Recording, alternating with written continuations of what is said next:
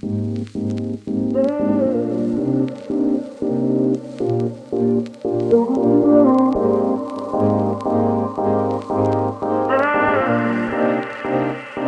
now if you hold a certificate of registration and that's your entry level into the industry, the new requirements are going to be that you will have to transition to a full license within 4 years.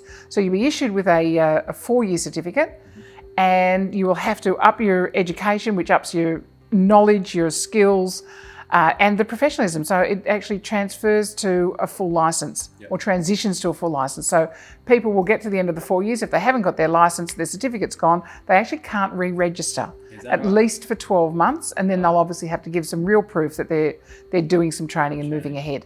So yeah. During that 4 years, are they able to still operate as an agent as they are today?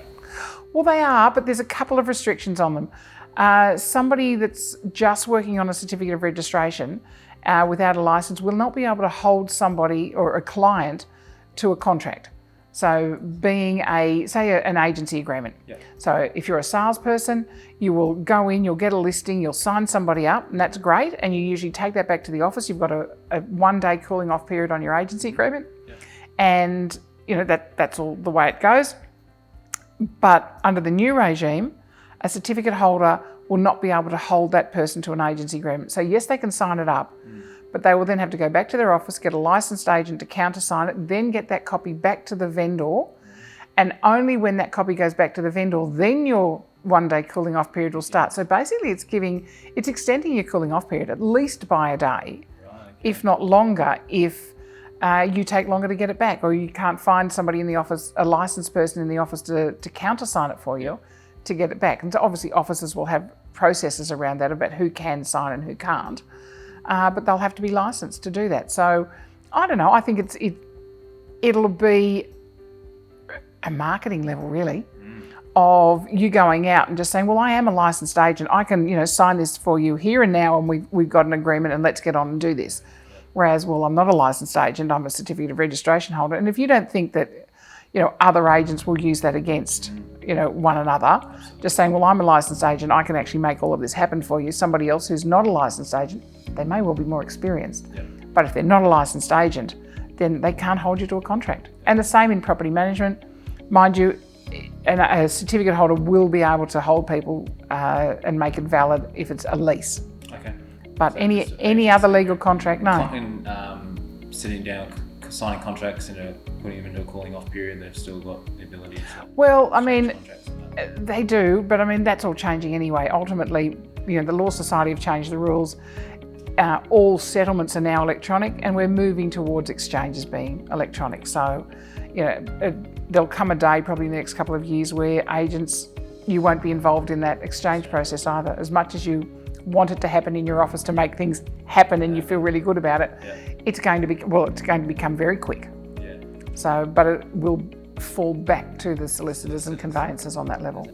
And it can, if as a consumer, where could I go to check out to see whether or not my agent that I'm looking at interviewing is... Okay, well, fair trading, New South Wales Fair Trading is the regulator for the whole of the property industry and for a whole range of other industries, for car dealers, for electricians, for conveyancers, and they have a public register. So on the Fair Trading website, the New South Wales Fair Trading website, you can actually go on there, put in an agent's name, and find out whether they're licensed or certificated, or whether their licence is current, or whether they actually are an agent or not. So, which is great, I think, security for consumers to know that they're dealing with someone who is actually licensed or certificated, or working within an environment that values that licensing. And for consumers, New South Wales Fair Trading website is actually got loads of information on it. It's fairly dry because it's a government website. So it has to be very, very focused. There's no give or take on, well, if this happens or if that happens, and we're human beings, it's never black and white. So, in terms of whether there's any give and take on different issues, that's where the agent can obviously participate in educating their consumers. And that's really important. Otherwise, as I said before, agents do this process of either sales or property management every day of the week. Consumers are doing it once every so often. And that's where the stress from the consumer comes from. And you hear a lot of agents go, "Oh, I'm dealing with a bad vendor or a difficult vendor or a difficult landlord." Well, you know what? We take a step back. Sometimes they're being difficult because they don't understand the process. When we don't understand things, often we get stress. Yeah, and when we are stressed and anxious, we don't behave well, and therefore that's when you as an agent will have a difficult situation. It's because your consumer doesn't quite understand what it is you're doing. So to educate your consumer is actually reducing your own stress. So which is, we've always had a focus on, providing enough information for agents, not just to know what they're doing, but also to how to educate their consumer on how they can do it better, on how they can actually understand the process that they're going through. You often find, some people who built the house when they first got married and 50 years later they're selling it, and, the young brash agent comes walking in and going, "Oh, well, this is a knockdown, isn't it?" Yes. And, oh, come on. Yeah. And there's so much emotional attachment to that house. Yeah, yes, it probably is a knockdown, and it definitely is a knockdown. Yeah. But, that's not the way that you communicate with these people. So, because for them, it's been their home, they've raised their kids there, they built it, they've added on the extra room at the back, and they're really proud that they got a second bathroom. And, so it is, it's how you educate your consumers around that, but also educate yourself. So funny you should mention that. Yes. So Rosie, one of the other things I wanted to have a chat to you about are these great little booklets that you have created, the consumer guide. Can you tell us a little bit more about them?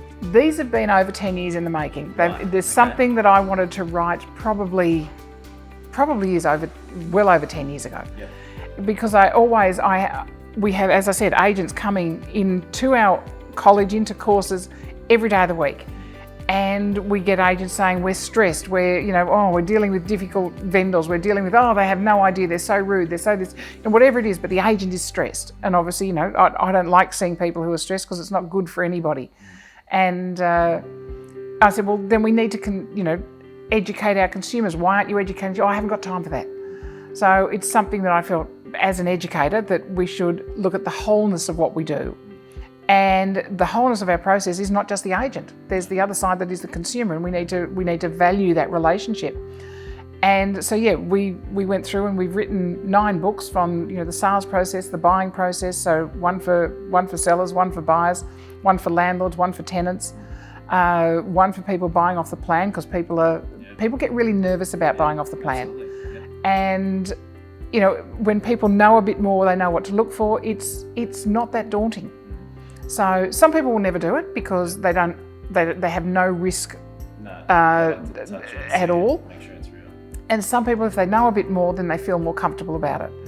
I personally have no problem with buying off the plan. I think it's a great way to go. So I thought that was why we put that in there as one of the books, using a buyer's agent, because that's a lot more common now. And becoming more and more common. Obviously, dealing with living in strata, there's a nightmare of legislation and community living and all of the aspects that come around strata. And but being the vendor at an auction and being the buyer at an auction, because again, it's that whole gut-wrenching experience for vendors and purchasers at auction. I actually think it's more stressful being the vendor. I can remember selling my first ever home, and I sat there, and this is back in the early 90s, and we were selling by auction, and I had no idea what the process was. I didn't quite understand. I'd been to a few auctions with my dad and my husband, and we'd seen a few things happen, but honestly I was so nervous because I didn't understand the process. Now I get that, even when I sold my last property, it was via auction, and I was still nervous because I was a vendor. I don't think I was a very nice vendor, but I was a vendor. And but using that auction process, I understood the process and I felt a little bit more in control. So, and I think that's about it. Having that knowledge can actually assist the process right through. So we get problems when people don't understand. It's not for people to do it on their own.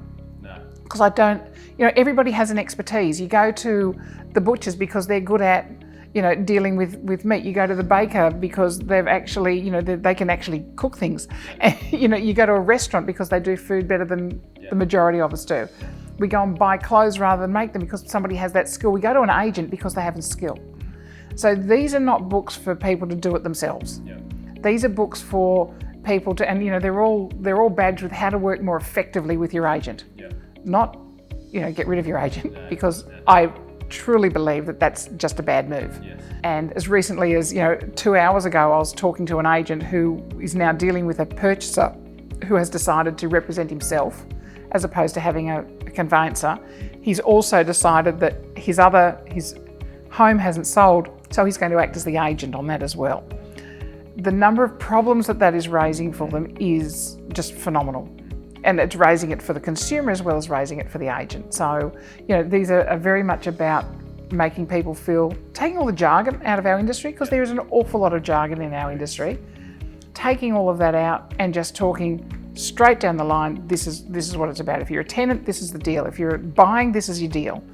And this is what you to expect. This is what a cooling off period is. This is why you have a cooling off period. This is why you pay a 10% deposit. Yeah. Well, I've read through the strata one, and we get comments all the time. We're finding in Australia we have more and more people buying the strata blocks, and understanding what strata is and what a capital works fund is, or what an AGM is, and all those sort of things. Do they own the strata? Yeah, and just have what. Do I own the courtyard? Do I own the car spaces? This particular, there's so much to be done in strata, and our community title complexes which councils are very much into approving at the moment. It is all about that. And what are the stats? I think the stats are by 2025, 4.2% of our population will be, not 4.2, 4.2 million people. Sorry, Yeah, it's 1 in 7 live in strata at the moment. Wow. And so they're saying that it's probably going to be 1 in 5, 1 in 6 by 2025. Wow. So 4.2 million people living in strata. That's a lot of people living in strata. Yeah. And you look out of a window and there's buildings going up everywhere. Yeah. So every day there's another strata building coming through, and that's buying off the plan. That's there's a whole range of things here. But and people are downsizing earlier and younger. Yeah. It used to be people would get into their 60s and late 60s and 70s and say, oh, well, I think I'll get out of the big family home. People are now, where our lifestyle now is about lifestyle, and we're downsizing at a much younger age. And doing that, we're moving from the family home into an apartment. And it's a different headset. It's a different way of thinking when you've got to think about, I can't just change my bathroom. I can't just put a hole through the wall to the outside to put in a fireplace or a gas heater or whatever. I actually have to get approval for that. I actually have to talk to somebody else about it. I actually have to think about how much noise there is between my wall and the next wall. So a whole range of things that, Fair Trading have a strata living book, but it's about being nice to your neighbour, not about what the processes are. So this is about, what is an AGM, what is an EGM, what do you have to have 100% voting for, or what is a quorum? So all the stuff that you need to know in strata. So if you want any of these, if you're watching this and you're interested, we will have the whole set available on our webbooks. That'll be available to download at any time. So if you're looking to buy, sell anything within the property industry with those things, strata or buying an auction and so forth, you can download these or get in contact with us, and we can send these out to you. So, Rosy, thank you very much for joining us. Absolutely, today. It's actually really lovely to know that there are agents within our industry that are actually interested in being educated, understanding the process in order to provide a better service to their consumers. And that's really reassuring. And I think that should reassure your consumers that they're dealing with the right agent on either side of the equation. So well done. Yeah, thank you very much. It's been a pleasure. Thank you.